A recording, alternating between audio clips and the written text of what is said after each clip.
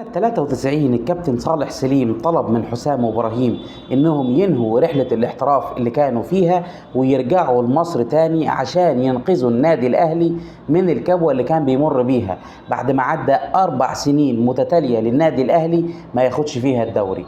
وبالفعل بيوافق حسام وابراهيم انهم يرجعوا الاهلي تاني وياخدوا الدوري مع الاهلي 7 سنين متتالية لحد ما جات اللحظة مع بداية الألفية الجديدة اللي انتقلوا فيها لنادي الزمالك وأخدوا مع نادي الزمالك في 4 سنين 3 بطولات دوري وبطولة دوري أبطال أفريقيا. إبراهيم بدأوا رحلة التدريب مع المصري البورسعيدي وبعد كده المصرية للاتصالات لحد ما جات اللحظة التاريخية سنة 2011 لما بدأوا يدربوا نادي الزمالك. في الفترة دي كان نادي الزمالك منهار تماما وما كانش فيه اي شخصيه للفريق لحد ما جه حسام وابراهيم رجعوا شخصيه نادي الزمالك تاني وانهوا الموسم في المركز الثاني. بعد ثوره 25 يناير سنه 2011 حصلت حادثه كبيره في استاد القاهره سميت بعد كده بموقعه الجلابيه لما في ناس كتير من الجماهير نزلوا الملعب في مباراه الزمالك والافريقي التونسي. ساعتها بان قوي قد ايه حسام وابراهيم ناس جدعان لانهم كانوا بيحجزوا بنفسهم